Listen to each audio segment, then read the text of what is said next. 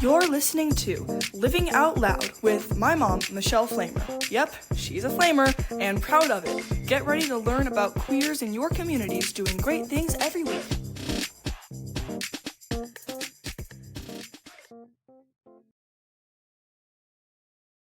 Welcome back to Living Out Loud. I'm honored to sit down with Brad Pritchett, the CEO of Equality Texas, the largest statewide organization working to secure full equality for LGBTQ plus Texans. This conversation matters because at the heart of it, this isn't just about policy or politics, it's about people. It's about dignity. It's about what it means to feel safe, seen, and valued in your own community. Brad has spent years on the front lines of advocacy, navigating complex and often challenging landscapes with both courage and clarity. And what stands out most is his deep commitment to humanity, not just fighting for rights, but building an understanding. In today's episode, we talk about what it really takes to lead with purpose during uncertain times, how to stay grounded when the work feels heavy, and where hope continues to show up in powerful ways.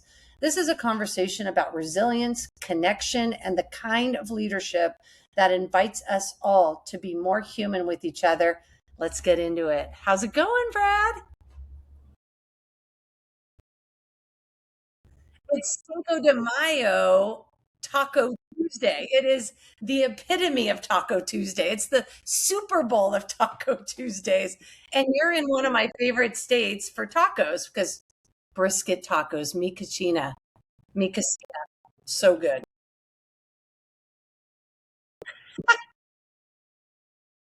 It's the best. It's my favorite. Being Jewish, I love brisket and then tacos. It's like a no-brainer. So today I would love, before we get started and into like that career arc of how you ended up as the CEO of Equality of Texas. I mean, I have a feeling growing up, I don't know if that was your main goal in life, but I'd love to hear your coming out story as well as I'm sure other people. But yeah, I would just love to learn more about how you landed in such literally a prestigious role in nonprofit organizations. And God, in this time of year, I mean, like you're there for a reason. So I'm excited to talk to you about all that. Actually, you know, I didn't expect to go into advocacy work when I was a young person. When I was a young person, I wanted to do television production actually, and I worked in television production for a minute, only long enough to realize I didn't like it, and then shifted to something else. But as far as like my coming out story, so I'm a born and raised native Texan. So Yeah. my family's been in Texas for 5 generations at this point. So we've been around, you know, the Lone Star State for a long, long time. So it is our home, and we wear that proudly. At the same time, you know, we apologize for some of the things that Lone Star State is famous for, but also we try to make sure folks know that those things don't define who we are as Texans, nor do they define the state of Texas. We get to define what it means to be a Texan. Um, so I grew up in rural Montgomery County, which for folks who don't know is about an hour or so north of Houston. Mm. So we were in a small town. My parents left Houston because they wanted us to not be in a big city. They thought we would go explore in the woods and play more, and they were right. That's exactly what happened. Um, so I probably realized I was gay when I was in probably fourth grade. I think I got my first crush on like a boy in my class. And I was like, no, it's not a crush. I just want to be his best friend. But it was definitely a crush. But again, we were in a really small town, so there was no path forward that made sense to me about coming out while I lived in that town. Mhm. Um, the the thing about it was for me, I got into high school. I was a theater kid, so who knew that the theater kid was gay? Shocking to everybody. Um, and I kept it really close to the vest. You know, I got picked on a lot for being a sissy or for being having a voice that was too high or having to wear costumes and makeup at theater. So I got picked on a lot when I was in middle school and high school. Um, and my goal was to get out of that town. So I just needed to get good grades, go to college, get away. So I left and went to college at the University of Houston. Um, and I would return home on weekends. And while I was living in Houston proper, I started to explore what it meant to be a gay person, right? So I made friends who, for the first time, knew that I was gay. Um, but I was, socializing with my friends and family, or my friends rather, and my family was wondering where I was all the time. So I was home one weekend doing laundry, and I'd always said to myself that if my mom asked me, I would not lie, but I was not planning to offer the information because I was terrified of what it would mean. I still needed family support for college. Um, so she sat me down at the table one day, and she asked me very directly, like, what I was doing on the weekends, and I was like, well, I'm hanging out with friends. Well, where are you going? I'm not going to name any places. And then she straight up asked me if I was gay, and in my head, I said, if she asks, I'm not going to lie, because lying is different than just not saying anything about it. Yeah, So than just omitting it, right? right. So I told her yes, and later, and it didn't go well. It wasn't horrible, but she got very emotional and very upset, and cried, and wasn't really sure how she was going to process it. And then for a while, she and I had kind of a rocky relationship because she couldn't really understand what I found out later, and she told me this later on, was after I told her, she cried. She said she cried herself to sleep for 2 weeks. Um, and, I was like, well, that's hurtful. But then she came back and said, I didn't cry myself to sleep because you were gay. I cried myself to sleep because I had thought about all the things you were never going to get to have. Because at the time, marriage wasn't a possibility. She was like, I thought you were never going to get married. You were never going to be able to have a family. What year was this? This was probably, I was 19, so 1999. Wow. So yeah, was the ranch still there in Houston? Yeah. I was in the military too. I was down in Lackland, so we used to, from San Antonio, go over to Houston and go to the ranch. My husband was in the Air Force, so he was in San Antonio a lot too. Yes, but he stayed in San Antonio, went to Bonham, the Bonham Exchange. Yes. Yeah. So, yeah, she said that she was upset, but it wasn't necessarily because I was gay. It's just because she was scared. She knew my life was going to be harder. Yeah, I get that. That's a valid reason, just for her Absolutely. not knowing anything, to just feel sad with what you might not get to have in your life. I mean, it's very sweet, actually. Yeah, in retrospect, when I look back on it, I thought to myself, like, it wasn't that she, it wasn't that she didn't love me. It was that she loved me more than she was able to kind of put into words at the time. And she had lost, people in our family and in her life to HIV and AIDS. So that was a big part of her concern too, was, make sure you're safe, make sure you're careful. I don't want you to get sick. I don't want you to die. Yeah. So it all was really rooted in a place where, she loved me. And my mom was from rural Arkansas, so it's not like she was coming from a metropolitan environment where she was like, No, this was a stretch for her. She really did some deep thinking, and really kind of sounds like a little bit more intentional than maybe you even thought. I think what your belief in those 2 weeks before she came back to you, what were you thinking at that time? I mean, in a way, I was relieved that she asked me the question, right? Because it's like you carry that with you when it's a secret, and you're omitting pronouns, you're not telling detail. So in a lot of ways, she did me a favor by just asking outright, because it forced me to answer yes. Yeah.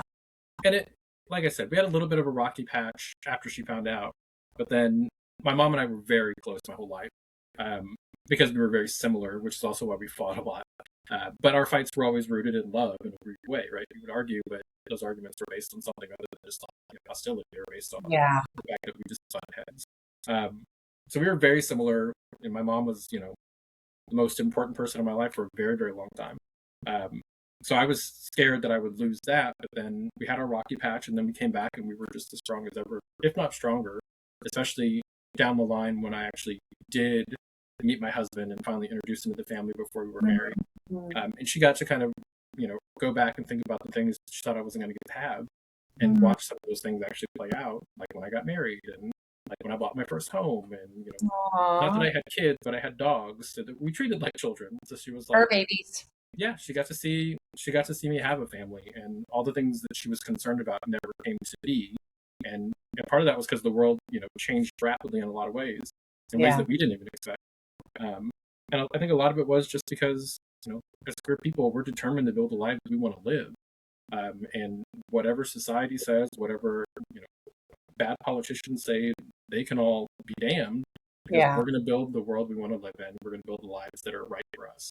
And yeah, I think that I did that in large part, despite living in a place like Texas where it never felt like we were going to make enough progress fast enough. But people did it. So many people do it every day. Has she since passed, is what I'm gathering from how you're speaking about her? What was her name? My mom's name was Brenda.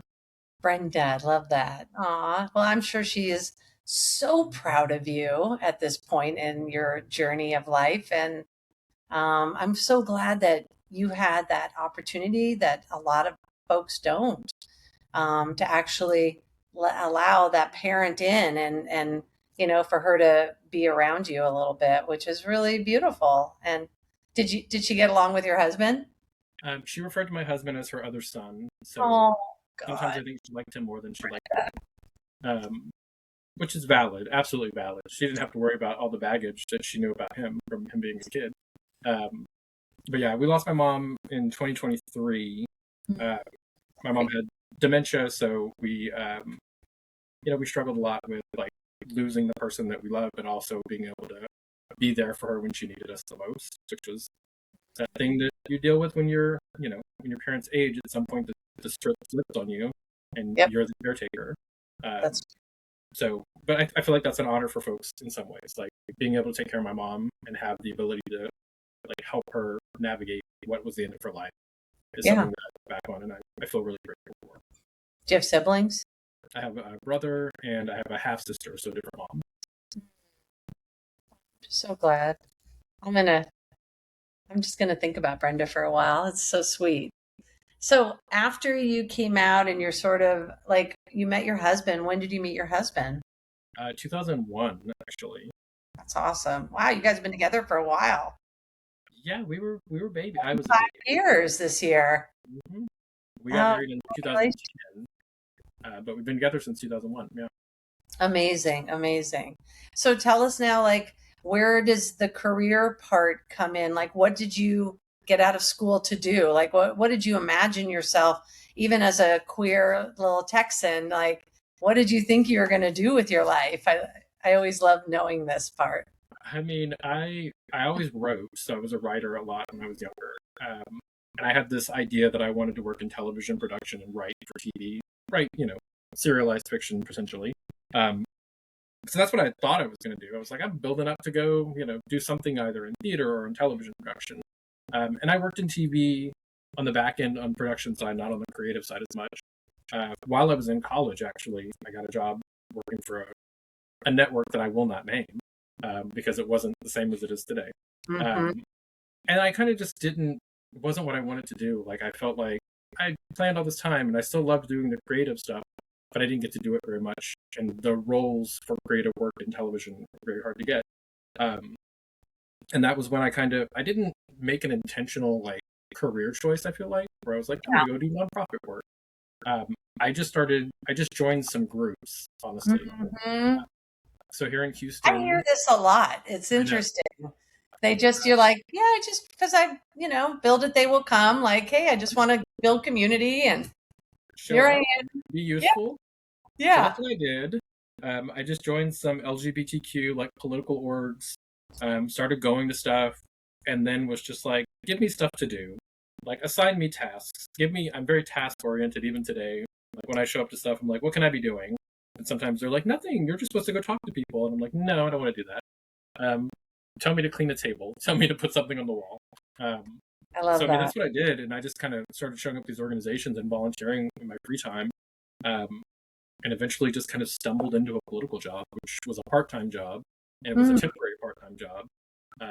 But when it came to an end, there was the opportunity to stay on for a full-time position, and I tried to make myself as indispensable as possible. If somebody said, "You know how to do this," I would just lie and say yes and figure it out. That's right. And that's kind of how I stumbled into politics, honestly. Amazing. What was something that stood out for you with working with politics that like you didn't know prior to the job and you walk away going, holy crap? I mean, how all-consuming it can be, I think, was one of those things. Mm-hmm. Were you Where working? Were you working for somebody or like a politician? I was working for the county Democratic Party here in Harris County, in Houston. Cool. So like the actual party mechanism where all the candidates come through. Wow. So I was meeting all the candidates and all the elected officials and having to build relationships with all these people. Wow. And just literally realizing like when I would go home at like 5 o'clock, I would come home and eat dinner, and then I would turn around and still have work to do, and that became like my husband still says I do this, but I don't. I promise. I've scaled it back since I was in my 20s and 30s. You have So more of a live work balance now, a little bit. not really, but I argue that I do, but I probably don't. But yeah, that's kind of the thing that I think was surprising to me was I don't know that it wasn't bad to me. Like I enjoyed being busy, so like Yeah. I love work. Like give me work to do, I love it. But I don't know that I was really ready for how all consuming it was going to be, where people would call you or text you at all hours of the night with a question about like something that's going on within the party, and you answer the calls and you provide the answers because that's what you're there for. You're a resource, and you're just trying to make sure people have what they need to be successful at what they're doing. If someone's listening to this episode and they're just sort of starting out or want to get involved, what what would you first or what do you first tell people, knowing everything you know now? What would you tell people to sort of don't tell them to run away because we need all the voices we can, but what would you tell them? Just some beginning advice and where to look and things like that. Yeah, I mean, I think it kind of depends on what folks want to do. Like some folks are really into the politics of the world right now, but Hmm. there's also this like there's always a need for just uplifting community organizations that are like helping people in a more direct service type of way. So I always think that it's important for folks just to ask themselves like, which way do you want to go? Do you want to be involved with an organization that is, providing food assistance to somebody or counseling assistance, or do you want to be in like a political space where you're helping to elect people or fighting back against bad people? I think Hmm. that's really the first step is just figuring out what appeals to you. And then my second piece of advice to everybody is just show up. Um, you know, that's Yeah. what I did, honestly. Like I just started showing up to stuff and I would get there 30 minutes early and be like, does anybody need any help setting up? Great. Does anybody need any help tearing down at the end? Fantastic. Like just showing up, and at some point people were like, oh, we have a part-time job. This guy's here all the time. He probably knows how to do this. And that's Hmm. kind of how I got my first like paid role within a political organization at all, because I was just always around. All my free time, I was like, here I am. I'm here. I'm doing stuff. Tell me what to do. Yeah. I'll carry boxes. I'll do I whatever. think I think because of the way the world is right now, I mean, like people are getting let go left and right, and it's like taking months and months to get a job. And I think if you're, in between looking for jobs, maybe call a quality of your state, and like, you can pick up, or like you said, nonprofit organization that is LGBTQ friendly, things, well, like you said, depending upon like where your interests lie, And then there's so because you many. never know, you might very well create something for yourself while you're still looking even. Yeah, there's so many like LGBTQ like resource centers here in Houston. We have the Montrose Center, which is a huge community resource, and those organizations have paid. Some of them have paid staff, but a lot of them don't. There's some resource centers here in Texas that are LGBTQ who literally have one employee, one Wow. paid employee, and that person is handling all the administrative stuff that keeps that place going. But everything else they do is running on volunteer power. And Wow. without volunteers, especially in these rural areas, these organizations are going to be like hard pressed to provide the services that are essential to people in the United States across places like Texas. But for sure, like we at Equality Texas are part of the Equality Federation. So if folks are in their own state and thinking about like what organization exists, you can go to the Equality Federation website and see all of the affiliated organizations Yeah. all over the country. And if you don't have one near you and you feel like there's the need for one, then I would suggest somebody start one or some variation of one. Yeah, it's kind of like Field of Dreams. Build it and they will come. Yes. I love that. So you're leading like in a space that can feel incredibly charged and at times heavy. How do you personally stay grounded and emotionally resourced. And I'm not saying about the live work balance, but how do you just stay grounded when like there's so much? I mean, let's be real, like Texas is a hot bed right now of of controversy. And I mean, it always is. It's like you can't get away with it, but away from it. But how do you still stay grounded in this time? And also, let's be real, like you're also the CEO. Like, how do you keep everybody else like, balanced? And, what do you guys do? Yeah, I mean, that's always the challenge. One, therapy is helpful. Don't ever poo-poo therapy, people. That's right. This is not a bad thing. But I think that's important. Love therapy. Yep. Therapy's there for you, y'all. So I think that's part of it. I mean, for me, I think I spend a lot of time trying to find excuses to connect with community. So, like, for example, we're doing across Texas right now our Rainbow Rights Roadshow, which is a literal roadshow that goes from city to city, taking like resources to people, like banned books and binders and HRT kits. Love that. And part of that is we do these big roundtable discussions with folks after we do like the educational component. And that part of it to me feels so beneficial and valuable because we get to like talk to people and hear what challenges folks are facing in different parts of the state. Because it's sometimes the same, sometimes it's very different. Mm-hmm. But one of the things that's been really great for that particular project is we show up to places and people are like, nobody ever comes here. And it makes me think about growing up in like rural Texas where, there was never a resource like that just showed up, right? Right. So for me, like a big part of being grounded is just thinking about like, what programs are we running? And asking the question, like, what is the direct, like, positive impact that this program will have for people anywhere in Texas, wherever we landed, wherever it goes. Yeah.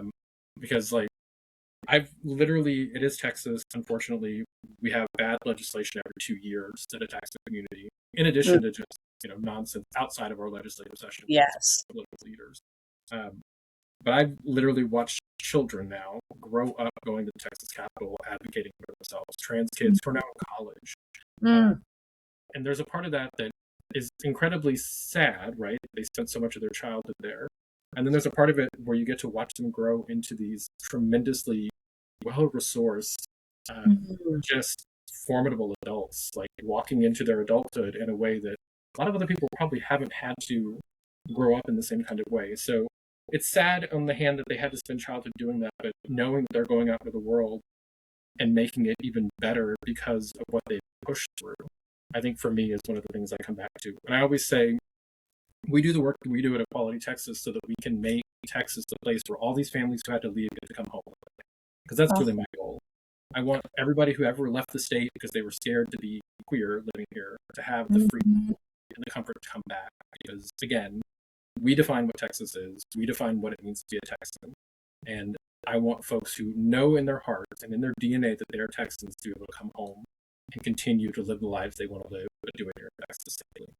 God, I love that. What would that be your North Star currently? Is that, yeah. I mean, everything that we work on, that's kind of always in the back of my mind, honestly, is like, how does this help us build a place where everybody gets to come home? I had so many, I had a lot of relationships with parents of trans youth over our last 3 legislative sessions. We had a ban on sports for trans youth one year. We had a ban on healthcare for trans youth the next year. We had a sex definition bill the next year. All these things kind of compounded one on top of the other on top of the other. And we watched families who, in some instances, didn't really have the means to do it, but found a way to do it, pack up and leave the state, to go safer, to someplace safer. And I had worked really closely with a lot of those families. So watching them have to pack up and leave, was horrible to have to see. When we were in the Capitol during one of the hearings, not this last session, but the session before, when the healthcare bill, the trans healthcare youth bill, was being heard in committee, I had a mom who came up to me, and we knew the bill was going to pass that night, and then once it's out of the House, it goes to the Senate, and it's going to pass the Senate. She came up to me that night and gave me a big hug, and I don't show emotion in public because she gave me a big hug, and then she whispered in my ear, "We're moving to Colorado because we know the bill is passing. But I want to thank y'all for everything you've done." And I lost it in public. I had to go to like a side room in my my boss at the time, Ricardo Martinez, who's now at Black Law, was just shocked because I was on the floor crying. But I felt what I needed to feel, and then I went back and said, what can we do to help make your transition from Texas to Colorado better, and what can we do to try to get you back one day.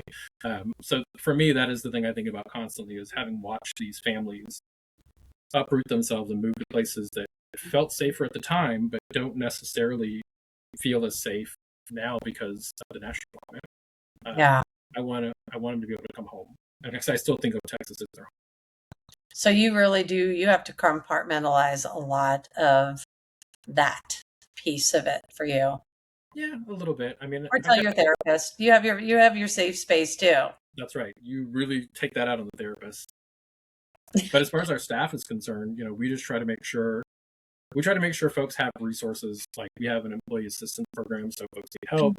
We work really hard to have really good benefits for people, so folks can have therapists and not pay out of pocket for anything. That's lovely. We look for grants that help us do like staff wellness. And every time we do a staff meeting, I'm the person who front loads every meeting with good news.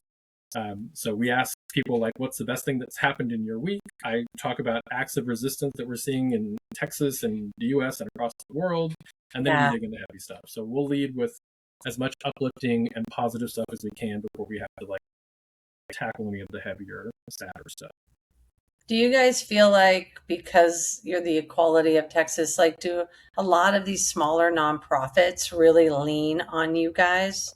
Do you feel the weight of that? I mean, I don't know that I feel it as a weight as much as I value the fact that we've built such good relationships with our partners that they come to us asking what they can be doing or what we can help them with. We've established ourselves. I mean, we've been around since 1978 as an organization in one form or another. Our name has changed, but so I mean, we've been here for the long haul, and we're not going anywhere. So I feel like we've worked really hard to kind of cultivate really good relationships with community partners, and to point resources towards people when we can. It's LGBTQ nonprofits. There's not a ton of money out there for everybody. We're all competing for some of the same money. But sometimes the money it's not intended for orgs like ours, but we do know who it could go to. So being able to connect people to those resources, I think, has been something that's been nice to be able to do when we see this is something that this org that we work with, who's raised this as a problem, maybe could use to help solve that problem, and it doesn't have anything to do with us. I like the fact that we're in a space where we feel really collaborative with the other LGBT org, big and small. So our goal is always just to be as good a partner as we can be, because at the end of the day, no matter who you are, what you're working on, we all want the same thing, which is a place that where we feel valued and we feel safe, and we continue to call home because that's where we want to be. What do you think people misunderstand around equality organization in general? I think people think we have a lot of money. You know what? That's come up a few times. Yes. Yeah, I mean, I think there's a misconception that nonprofit organizations like ours are just rolling in money. Yeah. And the sad reality that we are facing, a lot of orgs like ours are facing right now, is we have even less today than we had a year ago, and even more problems, right? So at the national level, foundations, for every $100 these national foundations are giving, about 22 cents was going towards LGBTQ issues, and that's gone down, right? We've watched some of these foundations eliminating their LGBTQ portfolios, so not funding any work having to do with us. We've watched corporations, turn their backs on the community despite knowing that it was profitable to be supportive of us in the past. And it's created these tons of challenges in the fundraising landscape, where we're now going to community members and trying to be creative about how we raise money, and going back to an older model of, how many small dollar donors can we get and pull into our network, right? So I think there is this misconception that we're just, lighting money on fire because we can do that. But we and most state-based quality organizations, we are struggling to get the money that we need to continue the work we do. And, we will continue to aggressively try to make that money more available to us, because we know the work we do is too important not to have an organization like ours doing it. Yeah, I had a guest on, and I was really surprised. They were located in Texas, and they worked in a corporate big, corporate gas, of course, and oil, and they don't even have ERGs geared towards pride. Like the like anybody who is queer in those major, I'm talking Exxon and these major corporations, are meeting off books to just connect. And I mean, that says a lot about what you are obviously naturally up against, where in California, you don't have as many of those types of challenges. So, like for fundraising, what is like a really successful fundraiser for you guys typically? And what time of year does it happen? That if we have folks listening that want to participate or just donate, obviously they can go to the website, but what's a fun fundraiser that you guys typically, have success with? I mean, we do a couple of events every year that are like our regular signature events. We do an event in Dallas every year. We did it in March this year, called Love Equality, which is just like a celebration of community. Mm-hmm. We do an event here in Houston in September, which is our Barbara Jordan Garden Party, which is the legacy of Jordan. And that's really about, again, we're just building queer joy in spaces where we can build out that queer joy. And then we do our larger Equality Texas Gala. We're going on this is our 8th or 9th year for the gala in Austin on November 21st of this year. And that is our big, everybody gets dressed up, and we have, some community recognition awards. And we try to bring in some good speakers to motivate people. And this year, November 21st will be after our legislature has started pre-filing bills. So we will know kind of what bills are starting to get filed. And then we go straight into the start of the legislative session in January. So that fundraiser is really important for us because it gives us, if it's successful, we hit all the numbers we want to hit, it gives us the resources to then move into that January session, like throwing full punches without having to hold anything back. What role do everyday conversations and human connection play in creating this meaningful change for you? Like, and how do you continue to further those conversations through communication? Is it social media? Is it in person? Is it just picking up the phone? What does it work? What works for you guys these days? A little bit of everything is what we're doing. Yeah. I mentioned the road show that we're doing where we get to do face-to-face interactions with people. Yeah, that's just really cool. I love the roundtables for those road shows. Like there's something about when we sit in these big groups where we're like, oh, like the challenges that this small town is facing are the same as the challenges as this other small town. And like there's a way to help people feel more connected. We did one in Richmond, Texas, which is near Houston. And when we showed up, a handful of people came. It wasn't a huge showing of people, but sometimes those are the better conversations. Yeah, so meaningful. Yeah, and we asked the question of, is there I always ask this question, is there a place where queer people can go in the community, like a coffee shop or someplace a restaurant where you go and you're like, oh, this is a safer kind of space so we can hang out here. And in Richmond, Texas, the response we got was, well, we go to Hot Topic at the mall. I was like, what? I was like, Hot Topic? That's different.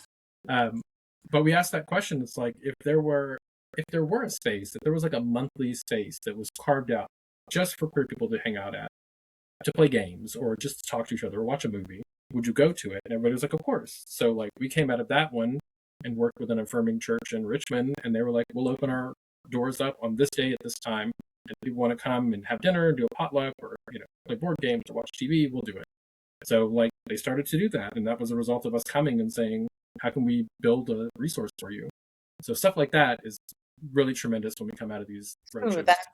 That has a really big lift. Like when they're realizing that they're just not they're not totally siloed. Like they actually have connection with you guys and somebody from the organization to like walk them through how you guys can support them in that way. And it doesn't have to cost any money. It could be someone's house that they're doing in the backyard, whatever it is.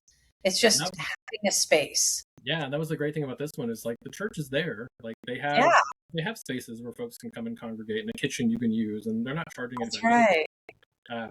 So I mean, those types of in-person conversations are great. We're going into Pride Month next month. Yeah. We did like 100 Pride celebrations across Texas last year. Wow. Which don't ask me how we did it, but somehow we made it through. But those Pride events I think are really important. We are this year focusing more on the small town prides. Love that. Like the first or second year prides. We'll do a bunch of other ones as well, but we really want to like show up in these spaces where it feels controversial and revolutionary to have an LGBTQ pride still, and to show support for these communities that are sometimes on a shoestring budget, pulling people together and being like, well, we got a park and that's all we can do. Yeah. Making space for it, and maybe one drag performer that we can afford to pay to come out. Yeah, we can make signs. We can go to Michael's and put fun things together, and whatever. Yeah, balloon, exactly. I mean, it's that's just really so beautiful. I think, for someone listening who wants to show up as a better ally but feels unsure sort of where to start. I know we talked about that a little bit earlier. It's like, what would you just say, just go to the organization and just sort of see what events they're doing? And if something's local, just to show up? Yeah, I think it's the same kind of advice of just showing up. We have office volunteers who come into our office who are allies, because they care about queer people in their lives and they want to be able to say they're doing something to like help.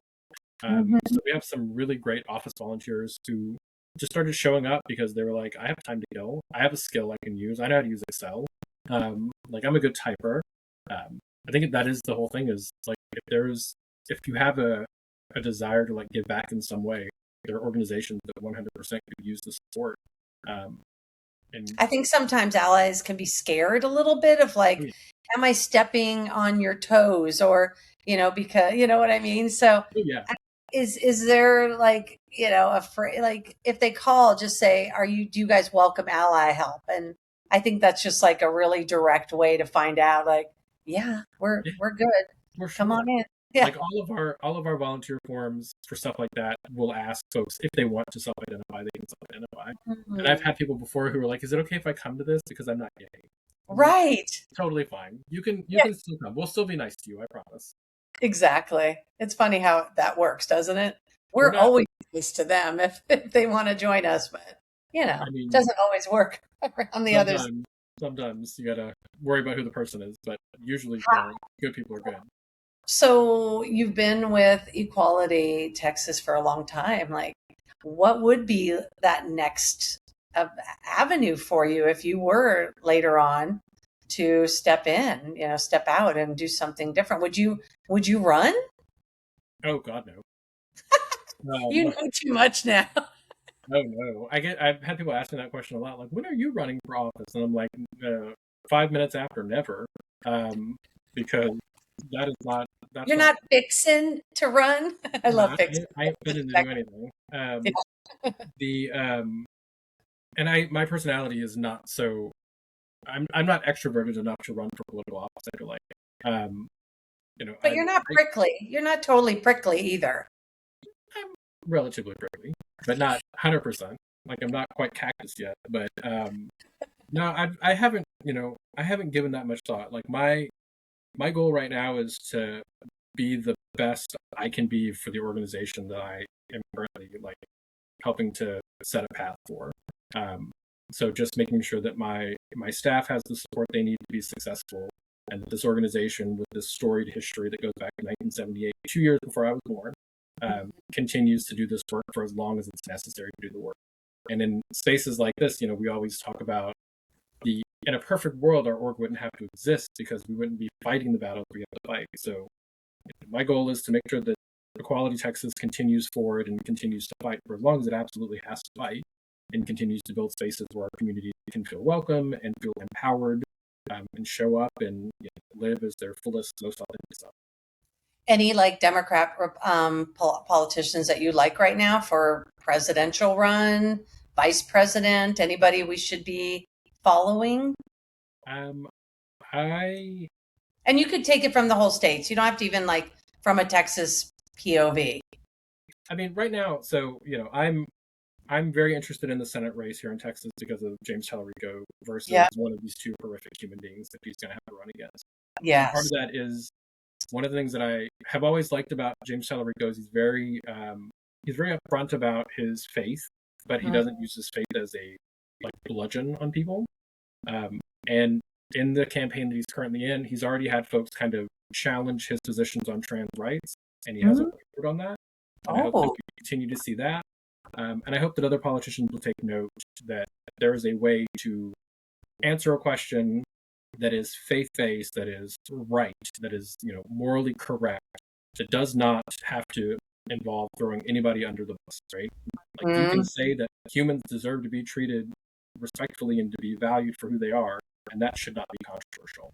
agreed. The more that politicians, I think, really lean into that and call other people out for trying to dehumanize people, I think Yeah. the better off we would be in politics altogether. Well, like, let's be truly Christ-like in that way, right? And yeah, Shockingly. yeah, love thy neighbor, no matter who and what flag they're rolling. We try to do that for others, but sometimes it Don't doesn't pick and necessarily. choose the parts of the Bible that you think are Yes, appropriate and ignore the ones that tell you to be a good person. I know. It's so crazy. Um, how do you feel about a little fun rapid fire right now? Okay, You ready for it? sure. Okay, we'll start off easy. Coffee or tea? Tea, that's what I have right here. Ooh, caffeine or caffeine free? Caffeine, 1,000,000%. You don't put anything in it? I lean on sweet tea, so I'm a Texan. Sweet tea is Yeah. in the blood, literally. Yeah, gotta love the sweet tea. Are you an early bird or a night owl? Night owl. I hate getting up in the morning. What I'm more time like, do you get up? I mean, I'm usually up by like 7. I have cats who want to get up at 4 o'clock every morning and be fed, so I'm waking up at 4 in the morning and then again at like 7. So they step on your face to wake you up? They have learned to jump and pounce all over and aggressively meow. I have a cat who meows like a dog would bark. Because one of my dogs trained him to do that. Oh my God. Okay, that's funny. What's a song that always lifts your mood? Um, there's a country song by You're so Texan. I know, sorry, No, by a singer named Eddie Rabbit, and it's called "I Love a Rainy Night." Um, yeah, and classic. it, Love a rainy yeah, night. I it was one of feel. my mom's favorite songs. Yeah. So I anytime mean, I hear it now, I just think about my mom. So it always gives me aw, a little I bit of love. what happens when it comes on my playlist. I'm like, let it go. You got to listen to it. Yeah, you definitely do. That's a classic. I love that. It gets me happy too. I really dig that. One word your team would describe use to describe you. Ooh. Odd. Odd? Odd. I end every staff meeting with a meow for some reason. And it happens, it started because like my cats were around me and I thought I exited out of the Zoom and my cat meowed at me and the meeting was over and I was like, meow. And then at the next meeting, somebody was like, "You're not going to meow at the end of the meeting?" And I was like, "Oh, I didn't realize I had done that." So now I just do it as a habit. So I'm a little strange. Oh my God. I love that, by the way. Um, favorite place in Texas? Ooh, favorite place in Texas. It's not there anymore, sadly.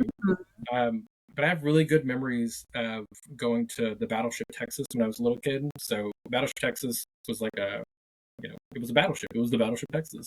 So that it was a tourist attraction, and you could go by the San Like down Jacinto. in Galveston? Like off the coast, Corpus Christi? I mean, it was in the Houston area. It's in San Jacinto, by the San Jacinto Monument, rather. And I just remember being a little kid and going there on class trips, or my dad and my mom would take me, and I loved being able to like run through the corridors of this like battleship. Yeah. And I just had really happy memories going there. I forced my husband to go several times before they relocated the battleship somewhere else because it needed to be construction done on it. But yeah, good memories going to the battleship in Texas. I love that. Okay. And then one thing bringing you hope right now. My team, honestly, um, we have people who are doing some tremendous like heart-centered work, and who get up every single day and despite how heavy things can feel, still come through in 1,000 different ways for folks that they're never even going to meet, and that gives me hope every single day. I love that. And then the last question, what does living out loud mean to you, Brad? I think it means showing up as your authentic self in every single way you possibly can. I live in a pretty progressive neighborhood in Houston, Mhm. and on my street alone, So you're in the loop. I'm in the Houston Heights. Yep. On my street, on my block alone, there are 4 other LGBTQ couples who live on my block. Oh, that's Um, fantastic. but we're the only ones who have a pride flag in front of our house year round. And one of my neighbors at one point was asking me questions about, like, why do you keep it up all year? And I was like, because I want people to know, like, whether you know that we are queer or that we support LGBTQ people, like, that flag's not going anywhere. I have the pride flag and the American flag and the Texas A&M flag. My husband forced me to get that one up. I like your husband. He sounds great. He's great. But yeah, to me, that's what it is. It's like not dialing back who you are in any circumstance, always being Shrinking yourself. Yeah, you're not shrinking yourself. I love that. Yep. Brad, thank you for all the work you're doing. Thank you for creating this rainbow ripple that you've got going on down in Houston and across Texas on this road show. I really urge people to follow you guys on social media and help support, and just keeping things, going. So I really appreciate you making time for me tonight, even though you're not supposed to be working after, a certain time. But this is hopefully more fun than work. So that's good. First of all, we're adults. We make our own rules. Yes, we do. Damn it. Hey, I'm really glad to know you. And when I head down to Houston one of these days, I'll look you up. I look forward to meeting you in person one of these days. Same. That'd be great. We'll go get tacos. Yes, absolutely. As long as they're brisket, I'll be there and I will treat you. I look forward to it. Thank you so much. Okay. Cool. Thank you. If you liked this episode, please hit the follow button, and remember, sharing is caring. Until next week, stay proud, stay loud.